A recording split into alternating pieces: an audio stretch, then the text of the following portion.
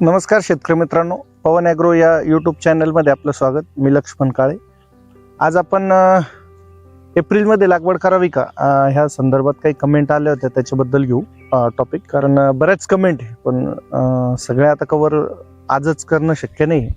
एक दोन कमेंटला आपण यावेळेस सविस्तर माहिती देण्याचा प्रयत्न करू. एक, एप्रिलमध्ये लागवड करावी का, आणि एप्रिलमध्ये जर लागवड केली तर मग बेनं कधी काढायचं, आणि दुसरं असं की खोडवा नियोजन, खोडवा ठेवावा का किंवा ठेवला तर मग त्याचं नियोजन कसं करायचं, ह्या दोन गोष्टीवरती आपण आज सविस्तर व्हिडिओ घेणार आहे. मित्रांनो, एप्रिल महिन्यामध्ये जर तुम्हाला अद्रकीची लागवड करायची असेल तर खूप टेम्परेचर राहतं, आणि एवढ्या टेम्परेचरमध्ये तुमच्याकडं पाण्याची एक तर मुबलक उपलब्धता असली पाहिजे, पहिली गोष्ट. दुसरी गोष्ट, शक्य झालं तर मग तुम्हाला ऊसाचं पाचट किंवा असं काही टाकून जर शक्य झालं लागवड झाल्यानंतर वरतून टाकणं, तर ते माझ्या मते सगळ्यात चांगलं राहील.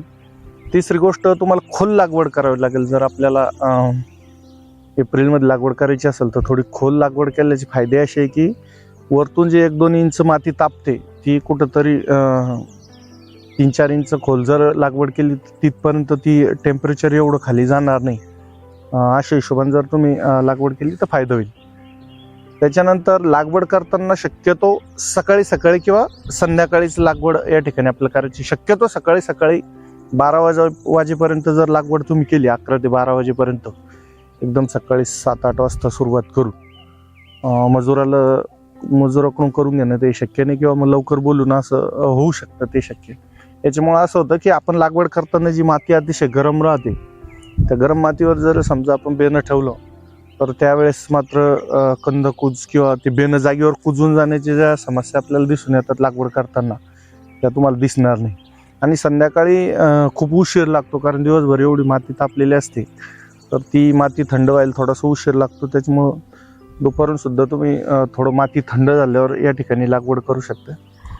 ज्या रेघोट्या किंवा काकऱ्या आपण ज्याला म्हणतो, त्या ताज्या एकदम, म्हणजे लागवड करताना बैलाच्या साहाय्यानं जर ओढल्या ताबडतोब, तर ते नेहमी चांगलं. कारण मातीचा ओलावा जो आहे तो ओलावा हडकून जात नाही, उडून जात नाही ओल त्याच्यातली, आणि पूर्ण जो कंद आहे तो ओलाव्यामध्ये राहतो, आणि लगेच त्याच्यावर माती आपल्याला झाकून टाकायची, अगोदर लागवड करायची, आणि नंतर मग 1-2 तासानंतर या ठिकाणी आपल्याला माती झाकायची. असं करायचं नाही. त्याच्यामुळं सुद्धा जर्मिनेशनला खूप फरक पडतो. तुम्ही पहा, चालूमध्ये आपण लागवड करताना एखादं जर पावसाची हे आली, लहर आली, किंवा एक सपका जर त्याच्यावरती पडला, तर ज्या बेड आपण लागवड करताना जिथं पाऊस आलेला आहे आणि त्या पावसाच्या ओल्या याच्यामध्ये लागवड करून झाकण केली, तेवढं बेड आपल्याला त्या ठिकाणी उमटून पडलेले दिसतात, जर्मिनेशन चांगलं झालेलं दिसतं. याचं हेच कारण आहे की ते अतिशय ओल्यामध्ये ते बेनं त्या ठिकाणी ठेवलं जातं आणि रुजलं जातं. त्याच्यामुळे आपल्याला त्या दोन्ही काकऱ्या किंवा रेघोट्या किंवा ज्या नाल्या आपण ज्या वरती पाडणारी, त्या नाल्या सुकल्या नाही पाहिजे, त्याची ओल उडून नाही गेली पाहिजे. कंद ओलाव्यात ठेवून लगेच त्या ठिकाणी आपल्याला झाकून घ्यायचं आहे, तर जर्मिनेशन चांगलं होईल, आणि तुमच्या बेण्याला जो धोका आहे तो त्या ठिकाणी धोका आपल्याला कमी करता येईल. अनेक शेतकऱ्यांनी एप्रिलमध्ये लागवडीचे प्रयोग केलेले आहे. त्याच्यात रिस्क एकच असते की तुमचं बेनं त्या ठिकाणी कुजू शकतं, कारण खूप टेम्परेचर त्यावेळेस असतं. मुबलक पाणी असलं पाहिजे, थोडी खोल लागवड झाली पाहिजे, आणि रिस्क तर त्याच्यामध्ये थोडीफार असतेच. एक कमेंट अशी होती की जर मग एप्रिलमध्ये लागवड करायची असेल तर आपण बेनं कधी काढायचं. बघा, मेमध्ये लागवड करताना आपण साधारण मार्चमध्ये बेनं काढतो, तर 1 महिना जर आपण अगोदर लागवड करीत असेल तर आपल्याला फेब्रुवारीमध्ये पूर्ण पाला बसलेलंच बेनं या ठिकाणी काढायचं आहे. 1 महिना अगोदर आपण बेनं काढू शकतो. बऱ्यापैकी आता पाले बसलेले पुढच्या महिन्यामध्ये शेवटच्या आठवड्यात जर तुम्ही बेनं काढलं तर पूर्णपणे पाला त्या ठिकाणी बसलेला असेल. पाणी थोडंसं त्या बेण्याचं तोडून घेऊन आणि तुम्ही फेब्रुवारीमध्ये बेनं काढून एप्रिलमध्ये त्याची लागवड करू शकता. बेनं चांगलं दमट वातावरणामध्ये पण हवा खेळता येईल असं ठेवा, कारण जेणेकरून त्याला कोंब चांगले येतील. खूप थंड ठिकाणी जर आपण ठेवलं तर त्या ठिकाणी, थंड म्हणण्यापेक्षा जिथं आपण खूप त्याच्यावर पाणी मारतो आपण, आणि ते पाणी मारून एकदम गारवटल्यासारखं बेनवतं, असं पण नाही त्या ठिकाणी आपल्याला करायचं आहे. मी सांगितलेला तो एक प्रयोग नक्की करा तुम्ही, कारण त्या प्रयोगामधून खूप फायदा दिसून आलेला की वरतून आपण पोते टाकून त्याला शेणामातीनं लिपून घ्यायचं ओलं करून, आणि त्यात पाईप थोडे ठेवले तर दमट वातावरण आतमध्ये तयार होऊन तुम्हाला लवकरात लवकर डोळे त्या ठिकाणी निघायला मदत होईल. तशा पद्धतीने निश्चित तुम्ही ठेवू शकता. मित्रांनो, आता खोडवा पिकाविषयी थोडंसं आपण माहिती घेण्याचे प्रयत्न करू. खोडव्याला सुद्धा चांगले रेट या ठिकाणी मिळतील असा अंदाज आहे. कारण बघा, लागवड यावर्षी कमी होती, कंदकूज यावर्षी खूप जास्त होती, त्याच्यामुळं तिथंच साधारण 40% 50%पर्यंत 40% लागवड कमी असेल समजा, आणि 30 ते 40% आणि 10 ते 20% कंदकूज, असं मिळून 50% अद्रक त्याच ठिकाणी आपल्याला कमी झालेली पाहायला मिळते. तर त्या हिशोबानं जर आपण विचार केला तर या ठिकाणी यावर्षी येणाऱ्या वर्षी आपल्याला खोडवा पिकाला चांगलं उत्पादन आणि उत्पादन म्हणण्यापेक्षा दर चांगले मिळतील. परंतु आपल्याला त्याचं उत्पादन जास्त घेणं गरजेचं आहे. खोडवा प्लॉट ठेवताना महत्त्वाची एक गोष्ट लक्षात घ्या, खूप कंदकूज लागलेला प्लॉट तुम्ही खोडवासाठी निवडूच नका, कारण पहिला पाऊस पडताच तुम्हाला त्या ठिकाणी खूप प्रॉब्लेम दिसतील. राहिलेले जे तुमचं अद्रक आहे ते सुद्धा त्या ठिकाणी सडून जाईल आणि तुमचं ते खोडवा ठेवून काही उपयोग त्या ठिकाणी होणार नाही. दुसरी गोष्ट, ज्या ठिकाणी तुम्ही खोडवा ठेवणार आहे तिथं तुमचं वाहन गेलं पाहिजे, ट्रॅक्टर असो किंवा कोणतंही वाहन जे आपण अद्रक काढणार आहे ते त्या ठिकाणी गेलं पाहिजे. तो माल तिथून व्यवस्थित कोणत्याही परिस्थितीमध्ये निघल अशाच प्लॉटची तुम्ही त्या ठिकाणी निवड करा. मित्रांनो, खोडवा ठेवताना आता हे झालं रेटचं चांगले मिळतीलच, पण त्याचं नियोजन कसं करायचं याच्याबद्दल थोडंसं.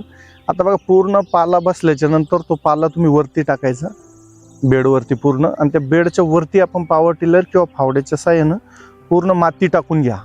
म्हणजे उन्हाच्या जे मार्च एप्रिल मे मध्ये जे ऊन अतिशय तापतं त्याचं झळा तुमच्या बेण्याला त्या ठिकाणी बसणार नाही. त्या झळ्या न बसल्यामुळं तिथं कुठेही तुम्हाला नंतर पाऊस पडल्यानंतर कंदकूज किंवा असे प्रॉब्लेम या ठिकाणी तुम्हाला येणार नाही. त्याच्यामुळं आपल्याला माती पूर्ण पाला बसल्यानंतर त्याच्यावरती माती चढून घेणं अतिशय गरजेची आहे.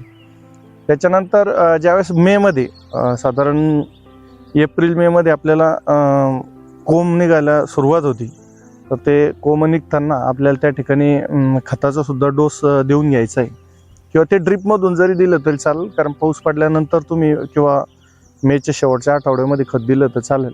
अगोदरच जर आपण खताचं नियोजन केलं तर खूप तापमान त्या ठिकाणी राहील, आणि वरतून आपली माती खूप जास्त टाकलेली असल्यामुळं ते खत पण दाणेदार खत खाली जाणं थोडंसं अवघड जाईल.